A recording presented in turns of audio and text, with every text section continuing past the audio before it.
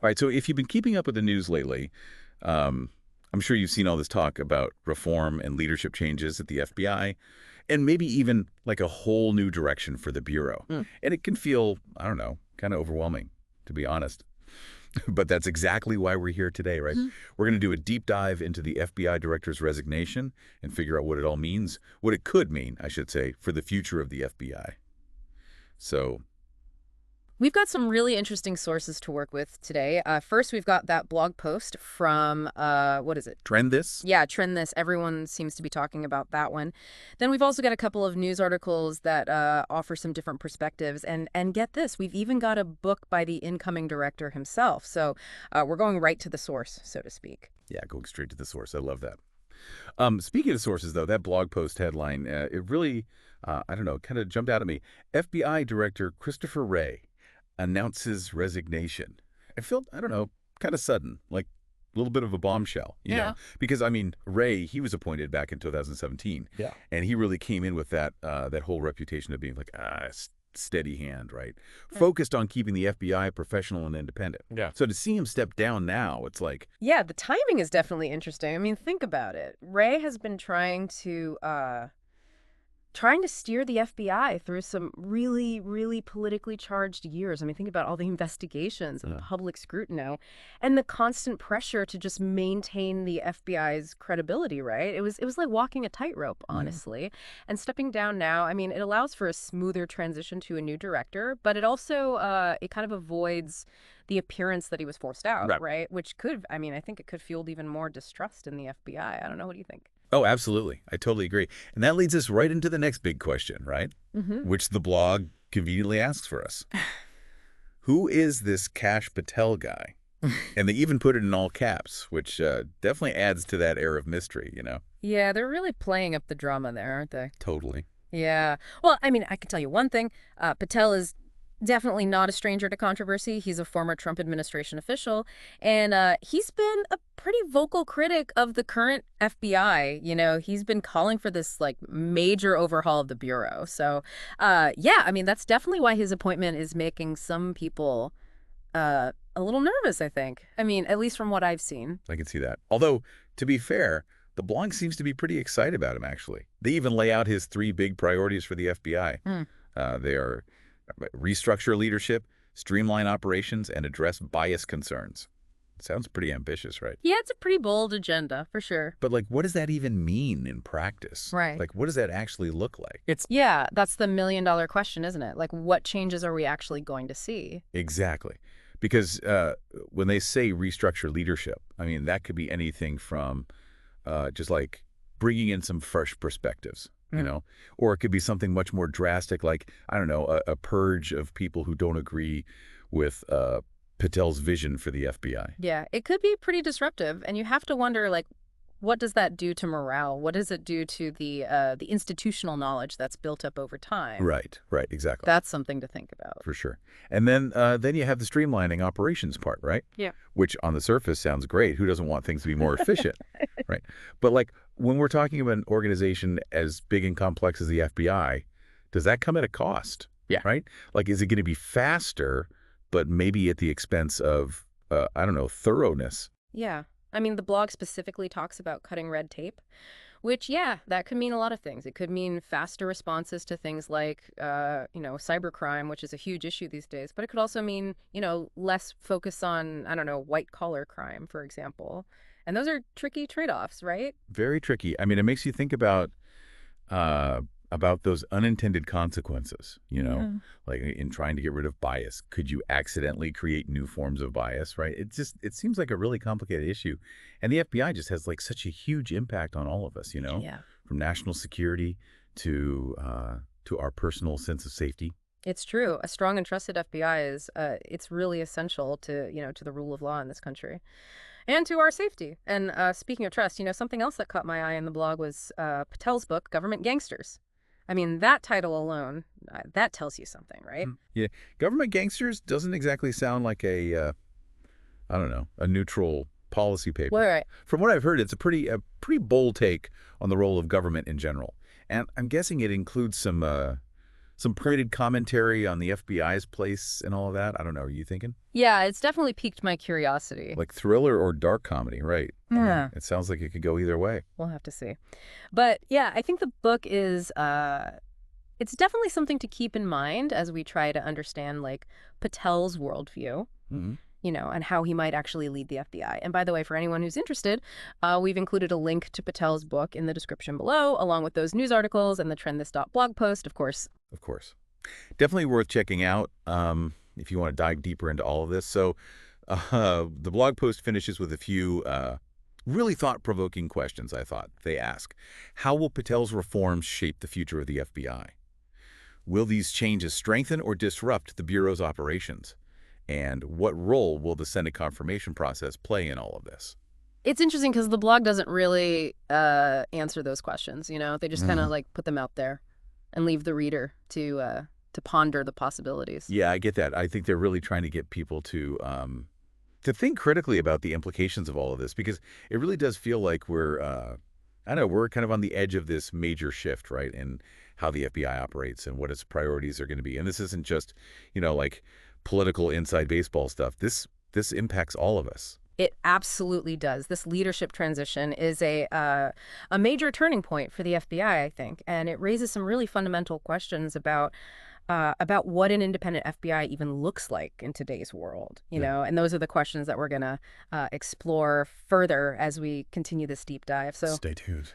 It's fascinating how this whole leadership transition really highlights like the tension between politics and law enforcement. I mean, we were just talking about the need for an independent FBI, and here we are with a new director coming in under, well, I guess you could say, politically charged circumstances. Right, exactly. I mean, we've got Patel, a former Trump official who's been, openly critical of the FBI, and he's coming in and he's already talking about all these big plans for reform, like restructuring leadership and streamlining operations and addressing bias concerns, which, it all sounds good, like, on paper. But as we were saying earlier, the devil's in the details, right? Like, how's he actually going to do all this stuff? Right. So let's unpack those details a bit, shall we? I thought the blog's take on restructuring leadership was kind of interesting. I mean, they sort of hinted that Patel might, clean house, so to speak, and bring in a bunch of people who share his worldview. What do you think about that? Like, do you think that's a necessary step to really achieve, real change? I don't know. I mean, I can see both sides of it, Like, on the one hand, shaking things up, it can definitely bring in fresh perspectives, right? Yeah. And challenge the status quo. Maybe even make the FBI more responsive to current threats, But then on the other hand, you risk losing a lot of valuable experience and expertise. Yeah, there's definitely a risk of that for sure. It's like that tightrope walk we were talking about earlier, trying to balance the need for reform with the value of institutional knowledge. And remember, the FBI has a deeply ingrained culture, right? And any new leadership, they're going to have to navigate that really carefully. I mean, it's not just about changing policies, it's about changing like mindsets. Yeah, that's a really good point. And remember, this is all happening against the backdrop of Patel's book, Government Gangsters. I keep coming back to that title. I don't know why. It's just so so provocative. I'm really curious to see how those ideas play out, in his leadership. Like, how does that translate into action? Yeah, that's what I want to know. But, we got to remember that the book is just one piece of the puzzle, right? It gives us some insight into his thinking. But we'll have to wait and see how his vision, actually translates into concrete action. So. Okay, so let's move on to streamlining operations. Because, I mean, efficiency sounds great, right? Who wouldn't want the FBI to be as effective as possible? But, like, what does that even mean for an organization as complex and as massive as the FBI, right? Like, what gets prioritized? What gets left behind? Right. I mean, the Trend This blog seemed to suggest that Patel wants to, like, cut through all the bureaucracy, speed things up, make it all more efficient. But the news articles, they raise some concerns about, potential consequences of that. One article even used the phrase, justice delayed is justice denied. Oh, wow. That's a powerful statement. Yeah. What are your thoughts on that? Well, it makes you wonder, like, faster for whom? Right. Like, faster for the investigators, faster for the victims, Yeah. faster for, I don't know, the public at large. And what about due process? Like, can you really sacrifice fairness? For the sake of expediency, I don't know. Yeah, it's a very delicate balance for sure. And Yeah. we also have to remember that the FBI doesn't operate in a vacuum, right? I mean, they collaborate with all these other agencies, local law enforcement, intelligence agencies, international partners. So any changes to their operations, they're going to have ripple effects across the entire system. Yeah, that's a really good point. It's not just about the FBI itself, right? It's about how they fit into the larger picture. And then you have the whole issue of addressing bias, which, I mean, how do you even begin to measure something like that? Right. Like it's so subjective, Yes. especially within a large organization like the FBI. It's incredibly challenging, yeah, and it's something that law enforcement agencies all over the world are really grappling with right now. I mean, one of the news articles we looked at, it discussed the use of data analytics and implicit bias training, but like, is that enough? How do you really create like lasting cultural change? Right. And how do you make sure that in trying to address one type of bias, you don't accidentally create like new forms of bias? You know what I mean? Like it seems like you could just end up chasing your tail. Yeah, it's a valid concern for sure. I mean, it's not a simple fix, right? It's an ongoing process. It requires like constant vigilance and self-reflection and a willingness to adapt and learn as you go. I hear that. So, okay, so we've got these like grand ideas, right? Restructuring, streamlining, taxing bias. But I keep thinking about the human element in all of this. Like, what Mhm. about the rank and file agents, right? The Yeah. analysts, the support staff. How are they processing all of this change? No, no. It makes you wonder. Like, imagine, you're a new recruit, fresh out of Quantico. You're walking into the FBI at like this particular moment in history. What must that be like? Oh man, I bet that's a lot of pressure to like uphold the ideals of the FBI, but also navigate all these shifting priorities and internal tensions and all of this is happening under a microscope. The Yeah. public is watching every move they make.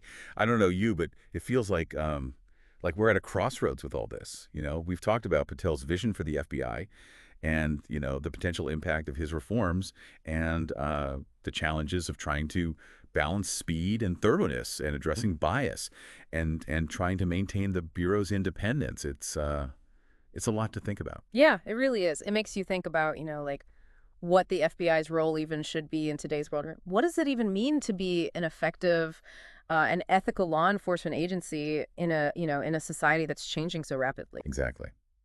And speaking of ethics, I can't help but think about Patel's book again, Yeah. Government Gangsters. Like, what kind of ethical framework is he bringing to the FBI? Mm. I mean, just the title itself, it suggests a certain, I don't know, maybe a skepticism of government institutions, right? It definitely raises some questions about his perspective, Yeah. like on the balance of power. How does he see the FBI's role in relation to the other branches of government and to the public? I mean, these are all things that the Senate's going to be looking into, right, during his confirmation hearings. Yeah, the blog mentioned the confirmation process as being kind of a key factor in all of this. Yeah. It'll be interesting to see what kind of scrutiny he faces. Like what questions do they ask him? Do you think they'll push him to like really clarify his vision, or maybe even challenge some of his more controversial ideas?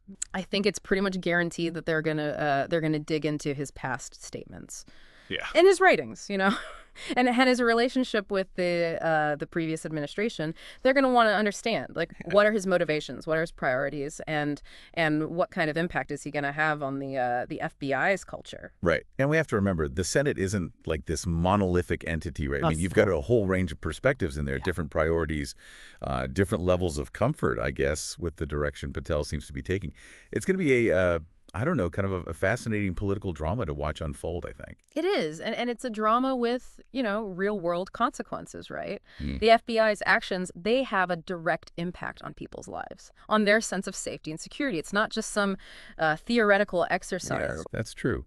It makes me think about those new recruits we were talking about earlier. Yeah. Walking into the FBI at this moment with all this uncertainty and all this scrutiny, it must be I don't know. I bet it's both exhilarating and totally daunting at the same time. Yeah, no kidding. I mean, it's a pivotal moment, right? For them, for the institution, and for the country. I mean, they're stepping into a legacy, but they're also, they're shaping the future. That's a good way to put it. And, Okay. it also makes me think about something we haven't really talked about much, which is the victims, right? Yeah. And the witnesses and all the people whose lives intersect with the FBI's work. Like, how are they experiencing this transition? What are their hopes and fears? That's such an important point. I mean, we can't forget about them, right? The FBI's success, it ultimately depends on public trust. And so the question is, can they maintain that trust while navigating all of this? I mean, that's a question that's going to be debated, I think, for years to come. I think you're right about that. So we've explored the resignation, the new director, the proposed reforms, the political dynamics, the human element. I mean, I think we've given our listeners a lot to think about, but it still feels like we're just, scratching the surface here. Yeah. There's always more to explore. But hopefully, hopefully this deep dive has given you some tools and some insights that you need to follow the story as it unfolds. So remember, stay informed, engage in thoughtful dialogue, and never stop asking questions. I love that. Couldn't have said it better myself.